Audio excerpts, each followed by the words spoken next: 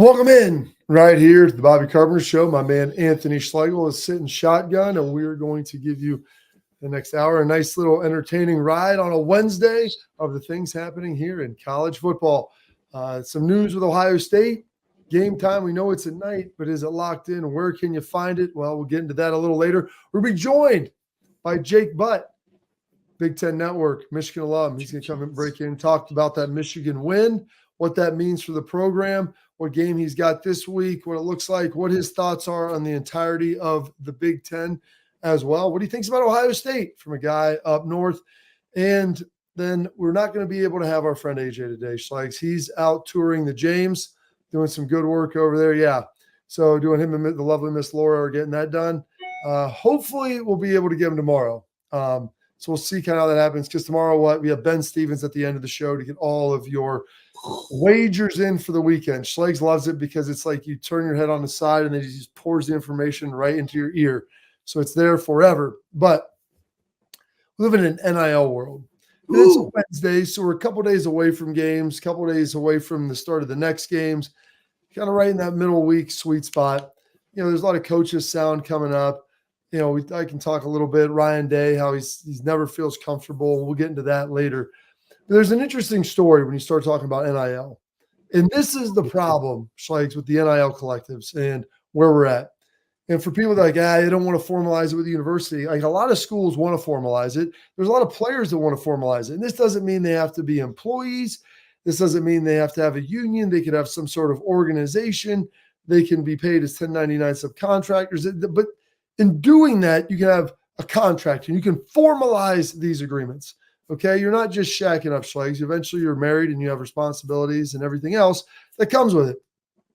There's a quarterback down at UNLV, Matt Sluka, who spent 4 years at Holy Cross, transferred in to UNLV, and they've had some success. Are they 3-0, Schlegs, I think? I mean, 3-0. I know they beat Kansas. They've got some big wins. Now, he hasn't been great throwing the ball. I think he's 43% passing. He's thrown some touchdowns in there. Hasn't completed a lot. Hasn't thrown it a lot, but he's been really good on the ground. I think over 250 yards rushing. But he throws out there, Sayonara, Rebel Nation, is UNLV running Rebs, the Rebel Nation and everything like that. Thank you for the experiences here. Really appreciate the time. I'm going to now be stepping away from the team, because unless you play, I think it's 4 or more games, you can preserve your red shirt. And he's got a COVID year, so this is his 5th. So if he redshirts, he'll have a 6th season. He's going to step back because he can't get in the portal. You can't get in the portal until after the year. But he's not going to play the rest of the year because there was NIL promises, he said, that weren't delivered upon.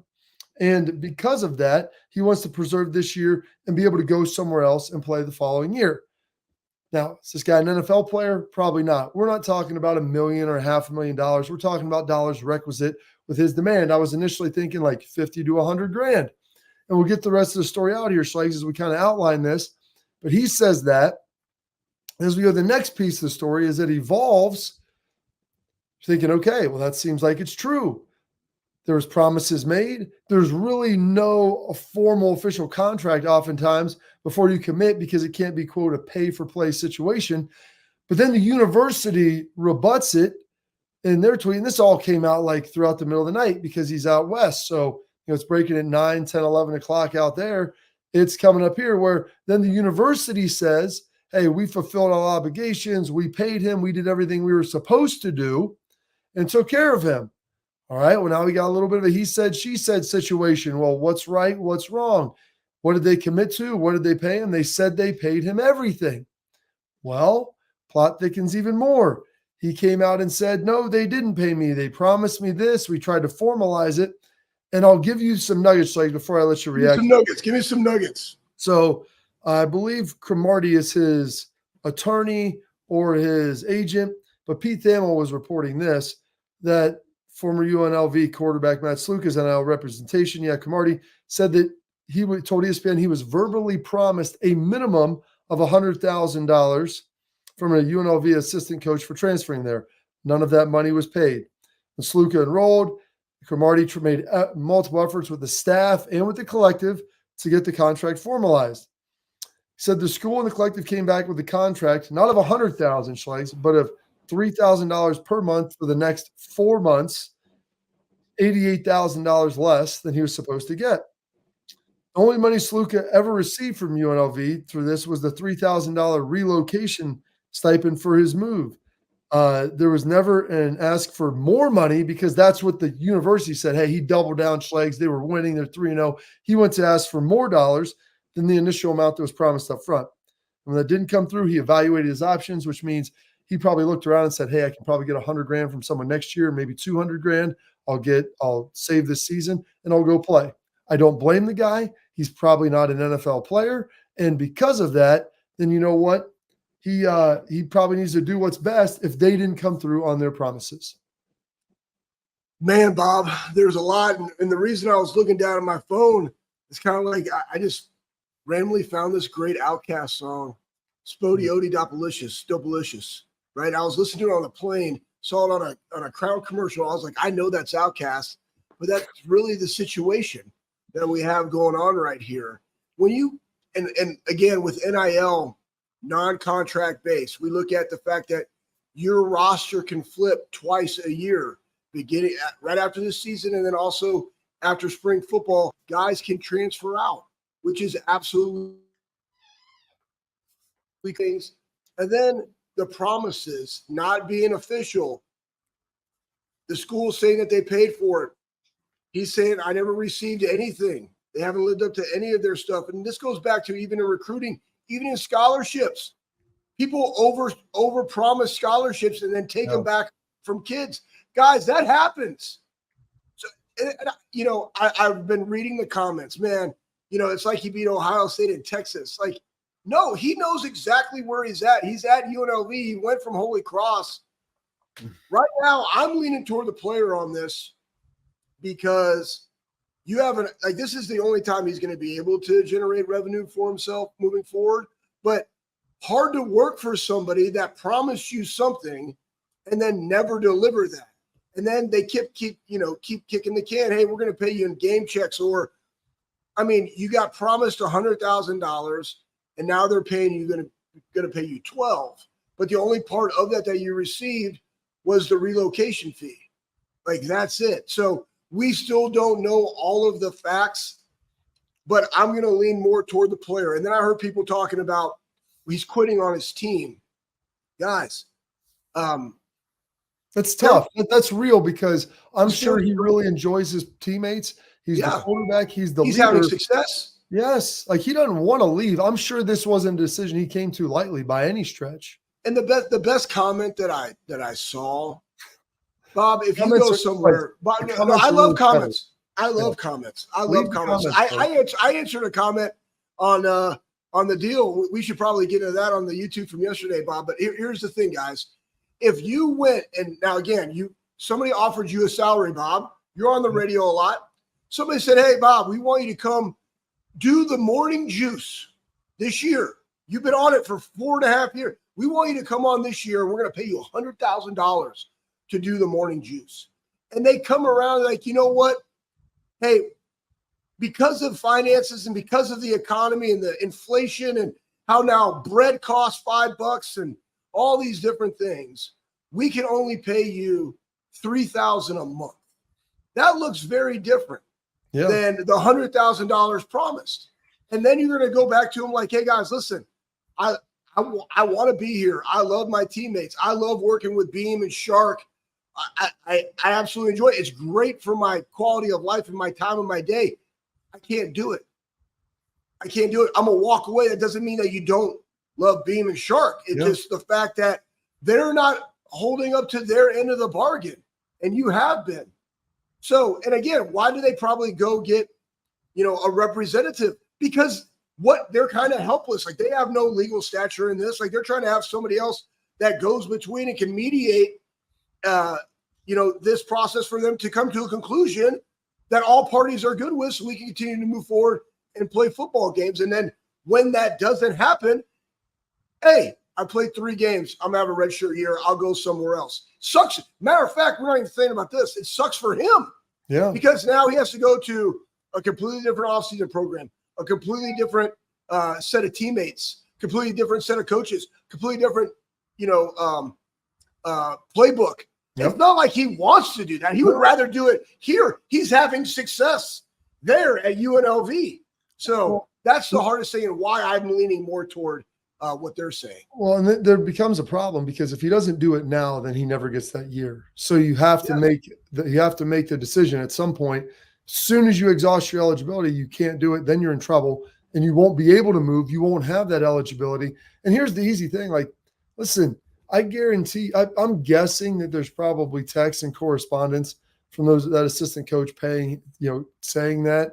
And even if they said they pay him whatever, and there should be receipts on all this. Like, check the receipts, figure it out. It's not a hard solve. They may have overpromised. Like, they may not have had $100,000 to give him. And in doing that, we'll get it. We'll find it. Well, then when you can't and you don't, or maybe someone promised it and then backed out, this was his only repercussion. And maybe he's lying in all this. But, dude, there's a lot of specifics here. And I guarantee you there's probably some talk. If his agent said, I tried to get with him before the season, all these other things to formalize it, there'll probably be correspondence with that. And then they come back and say, hey, here we are. All we got's, $3,000 a month, $12,000.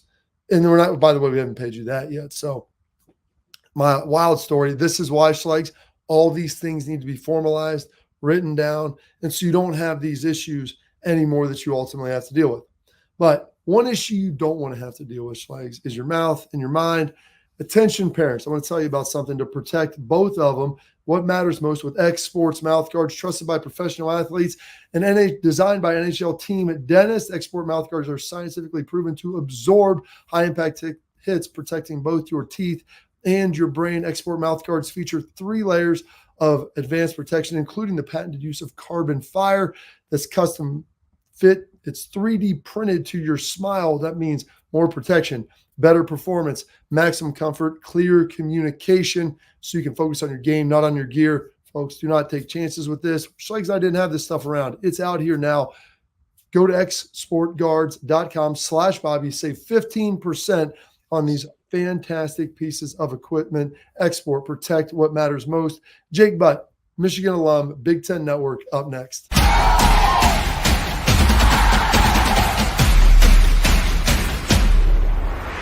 We were called soft last year. You don't want to be soft, especially when you come to the playoffs. So that's going to be a process throughout this season of establishing us as a harder team here in the.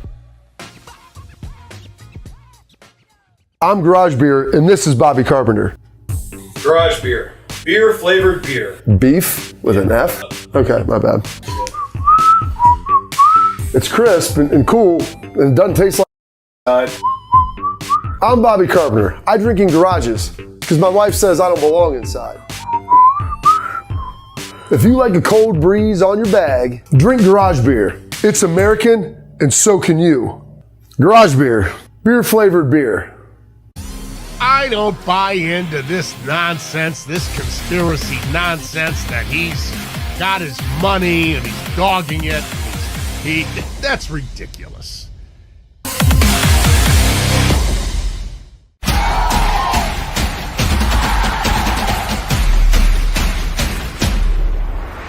Welcome back into the Bobby Carpenter Show. We appreciate you watching. If you're online, please like, subscribe, leave your comments. We love answering your comments. They're always fun. And if you're watching on Bally's, thank you. And now pleased to announce that we're welcoming in our guy, Central Ohio native, Pickerington North alum, Michigan alum, currently working on the Big Ten Network, calling games. Mr. Jake Butt, thank you for coming in here in the middle of this college football season. Oh, man, it's a pleasure. It's great to be with you guys. This is what the world needs, right? There's a lot of division out there. How about some Buckeyes and some Wolverines hanging together talking ball? I love it.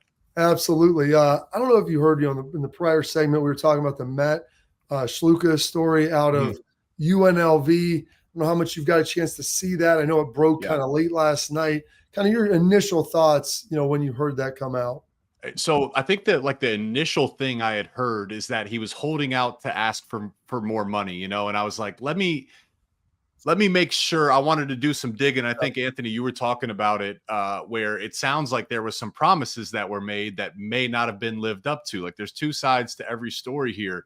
That's been a big issue in the NIL space for a while. I mean, we've had players come out and say they were promised one thing and never received it. And to me, the real where we should be talking here is the NCAA. Like, the solution's so obvious. It's to embrace pay for play. It already is pay for play. Then we can get a collectively bargained agreement. Then we can have contracts that the guys have to live up to. You know, I tore my ACL I played in the bowl game back in 2016. I tore my ACL. Second time, I slipped in the draft, lost millions of dollars. How many coaches do you think reached out to me? Jim Harbaugh reached out to me. My tight end coach, Jay, reached out to me, checked in on me. Ward, the president of the university, all those coaches that I was close with, they didn't really reach out to me. So it sounds good on paper to say you love your players, but this is a business. And I can respect a guy saying, you guys, told me something, you're not living up to your word. Yeah, we've talked a lot about how, I believe, and I like to hear your take on this. I believe at some point you're going to have 4. It's going to be 64 teams, and you're going to have a college football players association, just like you're talking about, a collective bargaining agreement. And then we're going to have contracts. We're going to share this revenue. Everybody's going to get their piece. And then from there, everybody can get the NIL deals like we saw with J.J. Smith and the Red Bull, kind of like how we thought NIL should look. But that's really where it needs to go, so we don't have these type of things, because this situation now is, for everything that people have said, it falls on the players, but nobody's holding the institutions accountable. Right. Jake, I know, you played at a great high school here in Pickerington. We know that there's people that overpromise scholarships. Yes. And they cast a wide net. And then when they get their top guys, they're like, oh, we don't have a scholarship for you anymore. That currently still happens, people. Yep. Yeah, and I completely agree. Like, it's so obvious, right? It's like, how are we not here? And I know the counter argument is, hey, this is complex in college. What about the non-revenue sports? Hey, all of a sudden these guys are going to be employees. Now they have to pay taxes. Maybe they can be cut or fired. And I say, okay, yes, like, that's part of negotiation. Like, that is the world we live in. When you take on more responsibility, you're going to have to give up some things. If you want money to a revenue share, that means you can be cut.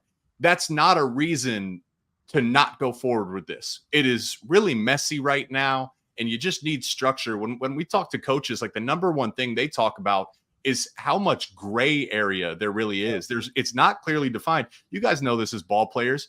We'll do anything, coach. Just make it very clear for me. Yeah, don't ask the guys to make a lot of decisions where I'm coming back with ambiguity. If it's A, we do B. If it's C, we do D. Like, give me linear thought on how to answer these things. Don't want to bury the lead, though. I know you were at Penn State last week, and I want to talk about the Nittany Lions a little bit too, because they've been kind of riding the roller coaster this season. But your alma mater, Michigan, riding the roller coaster a little bit as well. Sherrone Moore's first year. Lost 17 starters to the NFL draft, obviously coming off a national championship season. Didn't look great against Texas.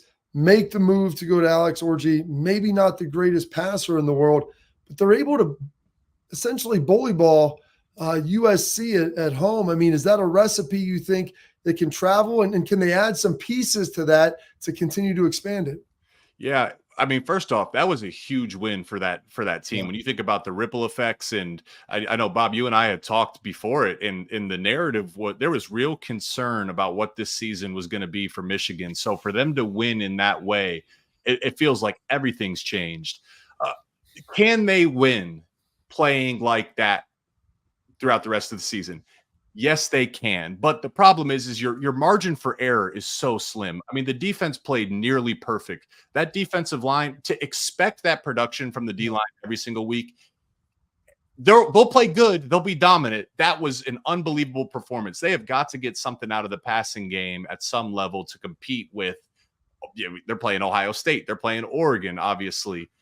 In defenses at some point, USC did it, but it'll be even more so. They'll be like Madden. They're going to run Engage 8 every single play and just dare Michigan to throw the ball. I'm sorry, Jake.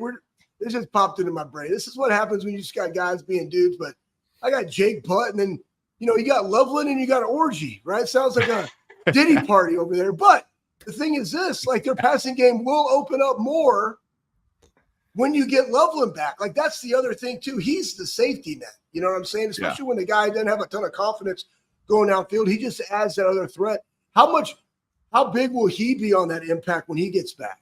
Yeah, he'll be huge. And the good thing is you can see flashes. Marlon Klein was the guy that came in to replace him. And, I called the Michigan spring game, and you guys know this. Colston is in that conversation as one of the best tight ends in college football. He's a Mackey Award guy, a potential first-round pick. He's really, really talented. But they told us that Marlon Klein, they view Marlon in the same light as they view Colston.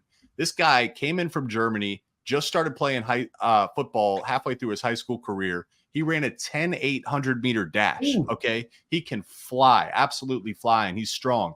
The good thing for them to have both, though, would be critical. And you just think about it real logically, where you line up as a tight end, you're an extension of the offensive line. A lot of your routes are very friendly. You're closer to the quarterback. You're a bigger target. So for a guy like 𝗟𝗓𝗓𝗓, who's clearly still, growing his confidence and trust, to have more options at tight end with the way they use that position, it'll be big. It will be. Still staying in that group of elite teams, winning, staying in the top 15, jumping back up there. Big, big win, obviously, for Michigan as they move forward. In USC, I think the questions have to be asked. Them coming into the conference, it was a defensive question, Jake. It was a toughness question. They've gotten better, I think, but I don't know if they've improved enough to where that offense is going to be able to overcome the passing game specifically, maybe inefficiency on the line and maybe the lack of a great defense. Yeah, the USC offensive line, I was shocked. And honestly, I have a ton of respect for Miller Moss. That dude was laying down on the turf, 15, 20 times, and he just kept getting up and making big time throws, but that's not sustainable. And, part of coming to the Big Ten is you're playing great defensive lines. Penn State, they got Penn State coming up in a few weeks with Abdul Carter and Zane Durant. Like, they're going to get after him. I will say this, though. I'm not selling everything for USC. The defense is certainly improved. They were so bad last year. And I felt their physicality was still, it showed up on tape. There was just a few plays. It was one of those games where, there's 3 or 4 runs that cost them everything. Aside from that, Michigan didn't really move the ball in the second half. Their halftime adjustments were excellent. You throw a pick 6 to Will Johnson, and I think teams eventually are going to have to say, we're just not throwing it to that guy's side, right? Like, why even test them? I still think USC is a dangerous team. Probably, Ohio State sits there at the top of the conference. USC is in that next tier down somewhere. All right, we're going to take a quick break. Jake saw Penn State, so I want to get his thoughts on that, thoughts on some other teams across the landscape, where the rankings come in, all that with Jake Butt coming up next.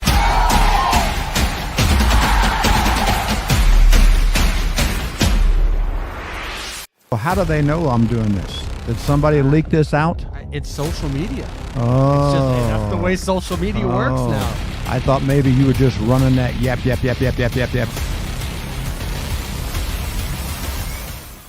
Welcome to Big Play, a sports media team that started back in 2014, and now we're not in a garage.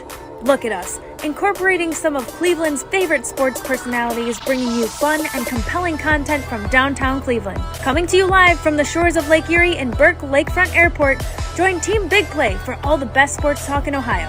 Check us out on social media at Big Play, bringing you fun and compelling content from downtown Cleveland. I don't buy into this nonsense, this conspiracy nonsense that he's got his money and he's dogging it. That's ridiculous.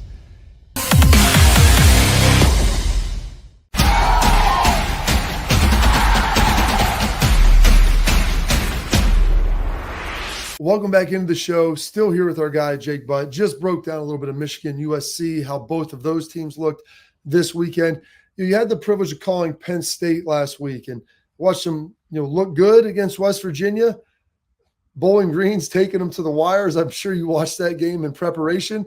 Feel a little bit better about it after watching Bowling Green press Texas A&M, and then they obviously take care of business against Kent State. What have you seen out of the Nittany Lions? Do you think they can be a team that challenges in the Big Ten and maybe a team that not only makes the playoff but could maybe make some noise? Oh, yeah, they can. I mean, they have the talent. I think James Franklin is a good coach. Like, they've won a ton of games. What's interesting about Penn State is, we talk about the expanded playoff. they would be a team that would have been in the playoffs had it always been a 12-team playoff. I think they got the third most wins in college football in the playoff era without a playoff appearance. So they've won a ton of games. But the issue is they've beat all the teams they should beat, haven't done it versus Ohio State and Michigan. What's really interesting, though, and if they end up getting over the hump, I think we'll look back as Andy Kotelnicki, their play caller, came in from Kansas. That could be the hire of the offseason because their identities change. This is an offensive-led team. Drew Aller looks like a brand new quarterback. Tyler Warren, their tight end, man, he might be the best tight end in college football. Those two backs are back explosive. You remember their freshman year? That was like the most explosive backfield in college football. Last year, they had nothing. Now they're back doing it again. My concern for them, though, is they love to play cover one, press, man-to-man coverage. Bowling Green took advantage of that. Think about Bowling Green, and now think about Ohio State's weapons. Think about Illinois' weapons this weekend, right? I mean, you talk about Luke Altmaier and Pat Bryant, Zariah Franklin. Look what they did against Nebraska last week. There's a risk to playing such aggressive defense, and I don't know if they have the horsepower outside to sit and cover one as much as I expect them to. I just love the fact, Jake, that college football is going, whether it's regarded as new school, it's still old school. It's still win the line of scrimmage. It's still run the football, stop the run, don't turn the ball over. The fundamentals of the game that we grew up loving, it's back to that. And the toughness and physicality that is required. I want to go to your game because Bob and I talked about it yesterday. We were talking about people that nobody's really talking about under the radar. And I said Curtis Rourke because IU is just different. And we, Ohio State plays them the game before we play that team up north, AKA your alum. Tell us about that game that you're calling because that's kind of interesting. IU and Maryland. Huge game. I mean, seriously, huge game. I think Indiana was just outside of the AP top 25. I think they'd received some votes and were sitting like 26, 27, 28. Kurt Cignetti, he told us, what did he say when he first came in? He's like, Google me. He said, we're coming for Purdue. Pause.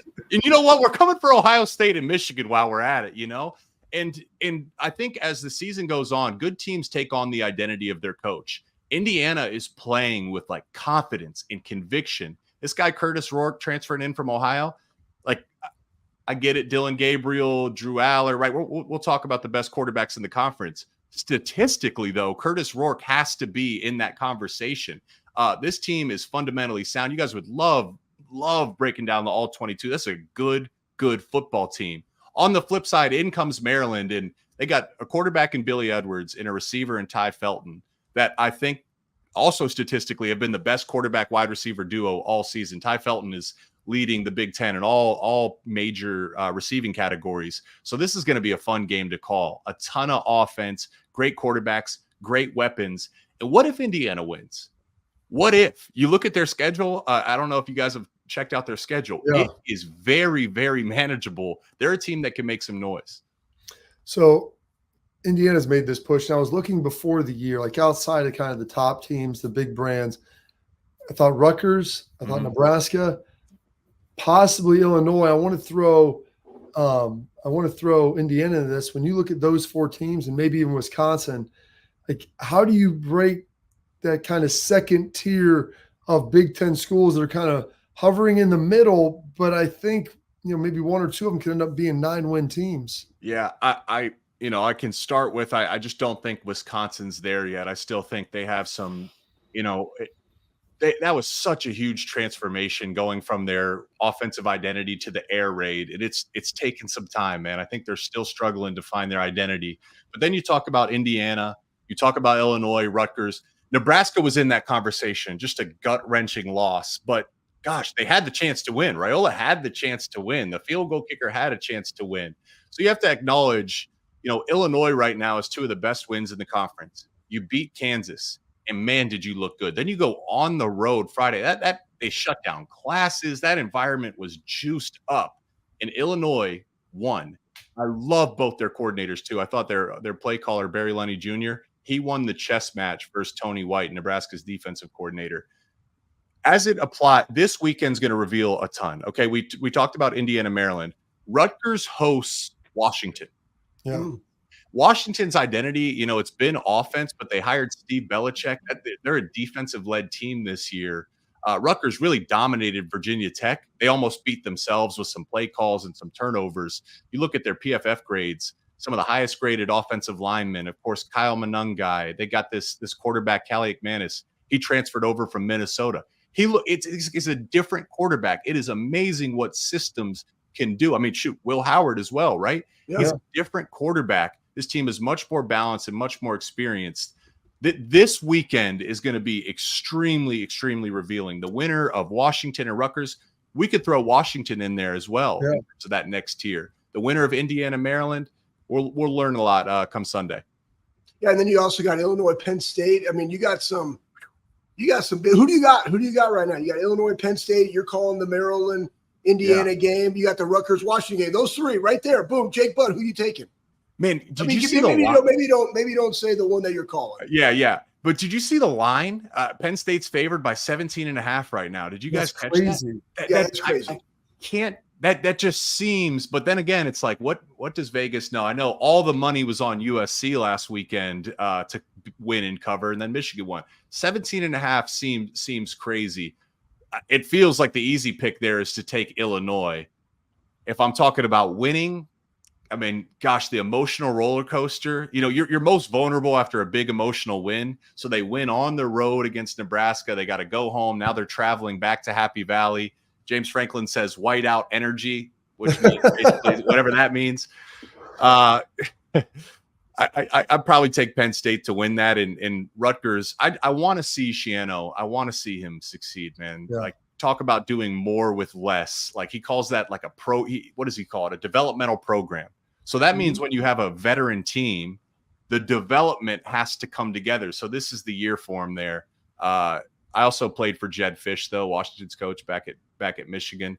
So I want to see them both win. Of course, I'll probably take Rutgers just from the home field advantage, though. Yeah, Rutgers, it's funny with Shiano because I think he's the only guy that could ever have that type of success there. That's probably his natural fit, as we've seen him back there twice. Jake, and I looked at their schedule at the beginning of the year, and if they can find a way to beat Virginia Tech, number one, what that tells me about them, but number two, they've got a chance, rolling to Nebraska undefeated. We'll see what happens, but there's a very specific style of play that they have, and they're going to pound the ball and you play defense. And Jake, whenever you call their games, they're going to have like a special teams nugget, a little trick play. There's going to be something in there that's going to either steal a score or be an explosive gain. So Greg Schiano always working it all the time. Thank you, Jake, for giving us some of your time. I know you're real busy. You've got all your calls and everything coming through. We'd love to have you back on in the future. Cool. I know you're a busy guy, but thank you for spending a couple moments with us. Of course, fellas. Yeah, thanks for having me on. Thanks, the great Jake Butt, Big Ten Network, Michigan alum, Central Ohio guy as well. All right, coming up next, we've got our headlines. Is the grass always greener, Schlegs? And when should we go see if it's green? Well, find out next on Bobby Carpenter Show.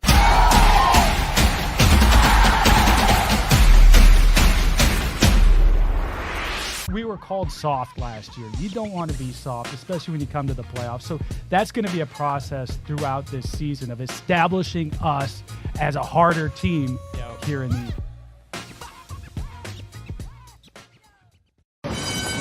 They're off in the Kentucky Derby as Authentic takes them around the far turn. Tis the Laws making his move now, and they're into the stretch. These two stride for stride. Authentic, tis the Law. Here's the wire. Authentic has won the Kentucky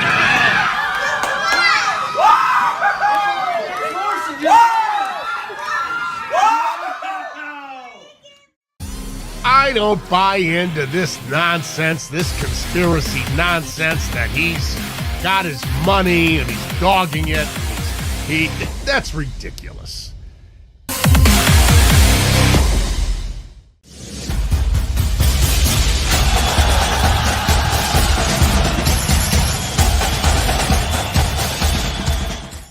All right, welcome back into the Bobby Carpenter Show here. What a great job by Jake Butt. Now we're diving into our headlines. Brought to you by our friends at Affinity Whole Health. They offer personalized treatment programs to help you feel better, whether you're struggling with weight loss, lack of sleep, low energy, muscle loss, all these things. They can help you with it.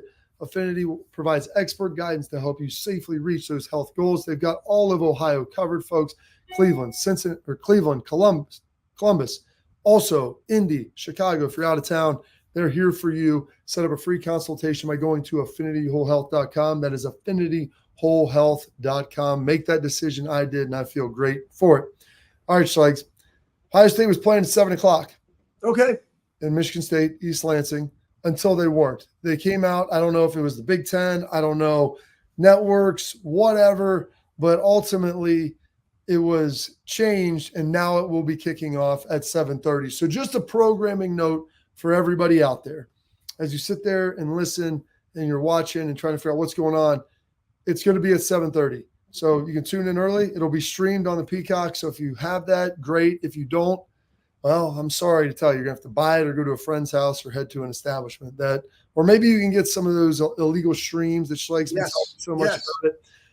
I'm not really sure. Shouldn't really change anything substantively, Schleg's. It's still a night game. It's a half hour. They'll just bump stuff around back and forth.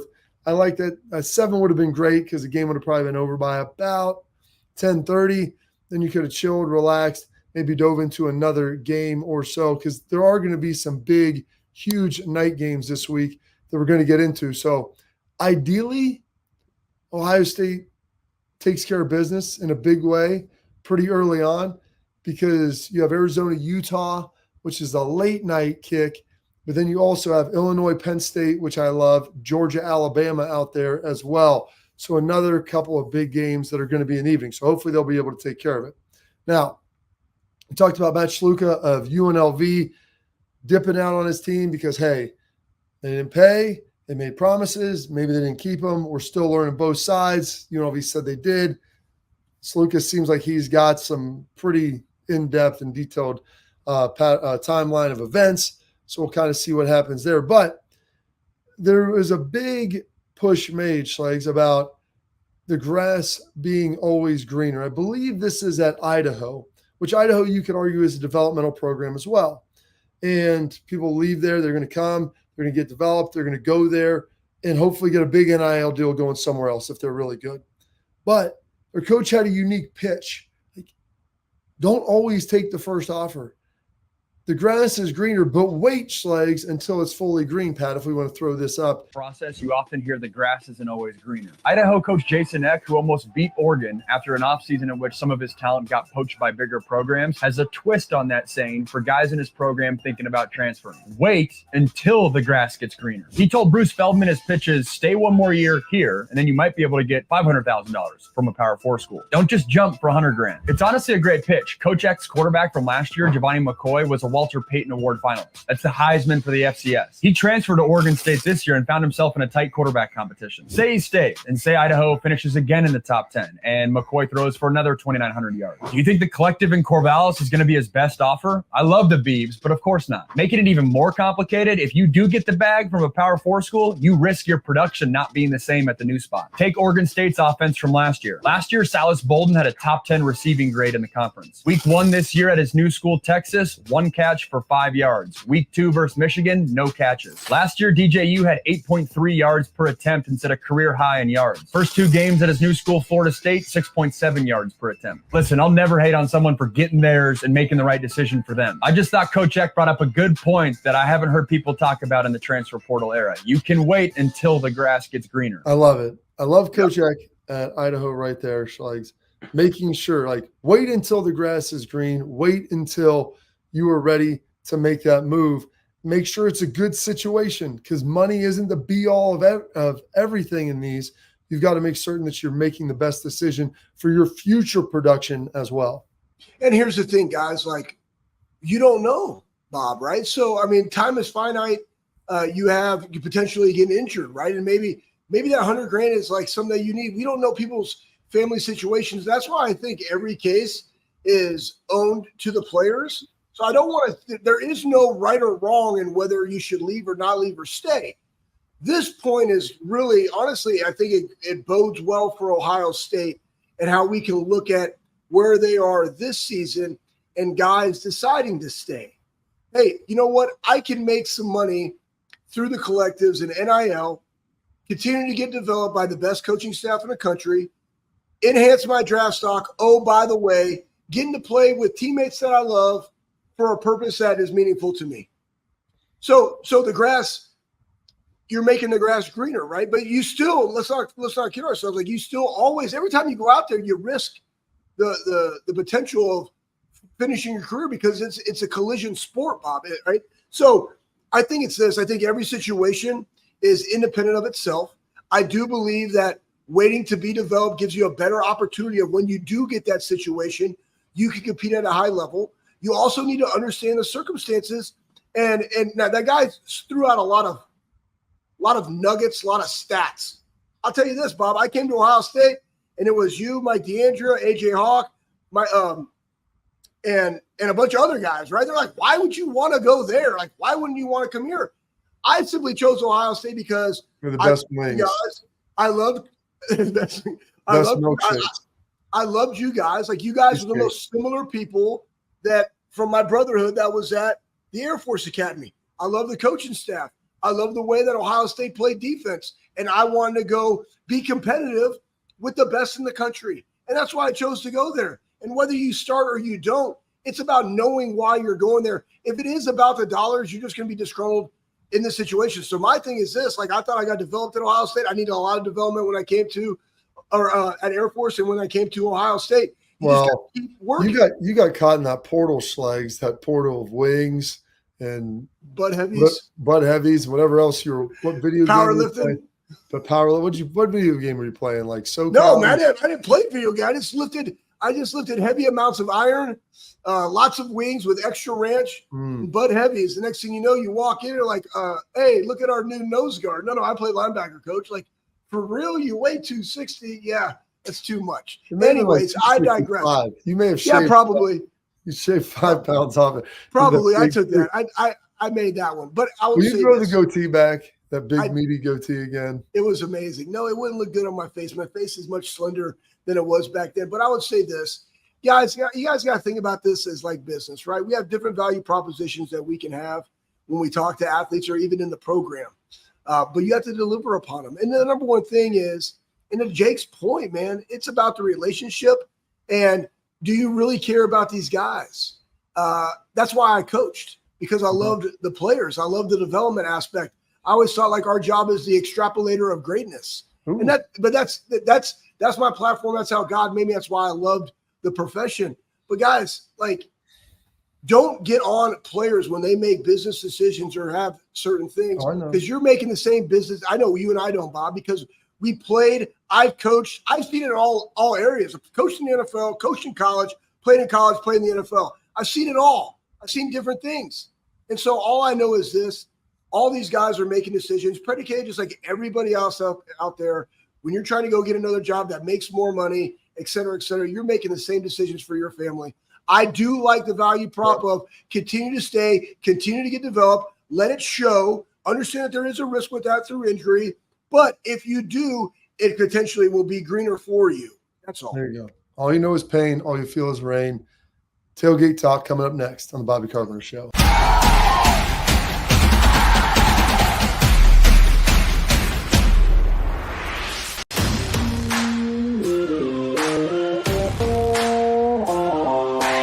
Hey, what's up, everybody? This is Bobby Carpenter. I want to give a huge thank you and a shout out to Affinity Whole Health, the leaders in the testosterone replacement industry.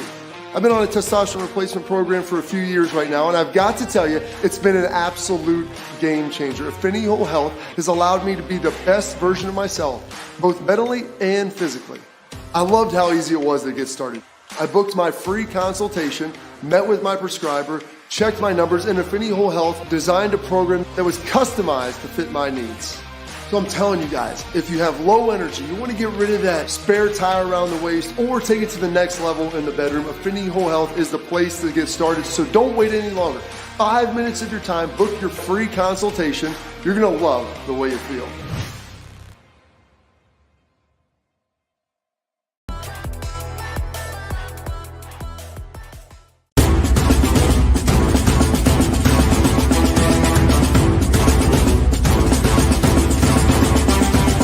And we're going to dive into a question that was on the YouTube chat from yesterday. So, folks, get on in here.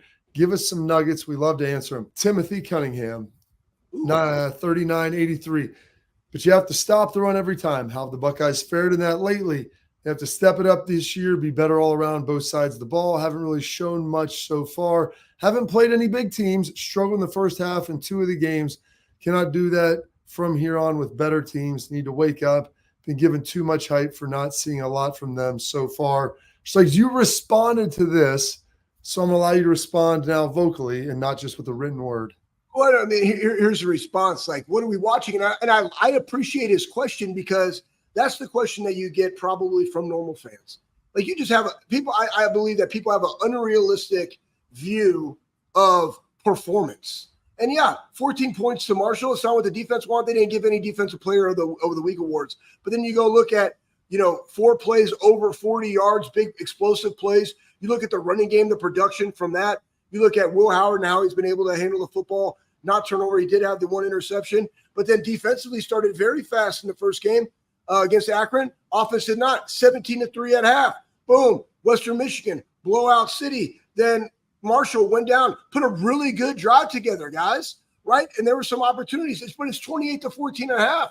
You're seeing all these other teams that have just as much hype as Ohio State, guys, and they're struggling with teams going into the fourth quarter. So again, I just think that some people's perception is skewed. I think the Buckeyes are where they need to be. Is it their fault that they haven't played anybody yet this year? No, they were supposed to have Washington for the 4th week in a row that we've said this. Okay, but because they joined the Big Ten, we didn't play them earlier in the year. They're now part of the conference. So we had to put in another filler game. That's not what they wanted. They like to get tested. That's why this Michigan State game is so good, because on the road, they beat Maryland. They just lost to BC. They're turning the ball over. It's a different program. Ohio State should handle their business. But at the end, what have they not shown stopping the run? Like, they gave up 125 to Marshall. Way too much. They know that. But, guys, they were averaging like 1 yard a carry previously in the first 2 games. Like, nobody got even in the red zone in the first 2 games. And so you're taking your viewpoint predicated upon this last one? Like, again, press pause, okay? And that's what I'm saying when we answer these comments. But I love them. I thought that was a great question. Let them rain down on you, Schlegs, with their comments. Rain down. 20 points through 3 games for the defense. I don't even want to know how many the offense has scored. A ton out there, well into the hundreds. That was our tailgate talk. We're going to answer your questions. It's the favorite, brought to you by our friends at Real Truck, the #1 truck accessory brand in the United States, with top-selling upgrades for the ultimate tailgate party. Schlegs and I got our trucks and my Jeep all tricked out with Real Truck. Go check them out. Gear up for the season. Bring your truck to life at realtruck.com. Wrap up the program next with my guy Anthony Schlegel on the Bobby Carpenter Show.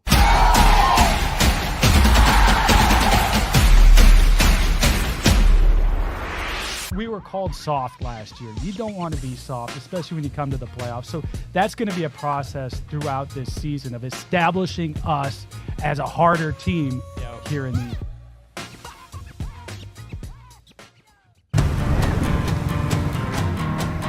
Building a home for the people who are worth it. Stepping out, throwing in a line, and dropping the tailgate for a picnic. And finding far-off campsites with the people you're closest to. Upgrade your truck, Jeep, or Bronco with over 1 million parts and accessories, and bring your truck to life. Real Truck. I don't buy into this nonsense, this conspiracy nonsense that he's got his money and he's dogging it. That's ridiculous.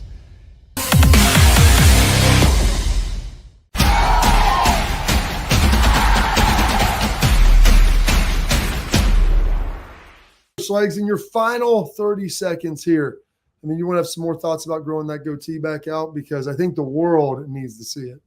Yeah, the world needs to see it. I'm wearing the Buckeye donuts because I woke up this morning. I was like, man, I need to consume some calories. Why not? I would love to have some of their donuts. But here's the thing.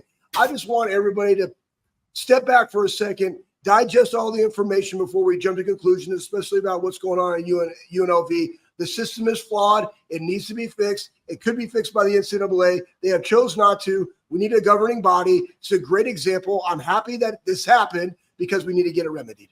All right. Well, that is all the time we have, Schlegs. You exhausted all of your time, plus some into bonus action. Tomorrow, we got Ben Stevens, Sports Grid, going to be great. Hopefully, my guy, AJ Hawk, will be joining us as well. But that's all for today on this edition of the Bobby Carpenter Show.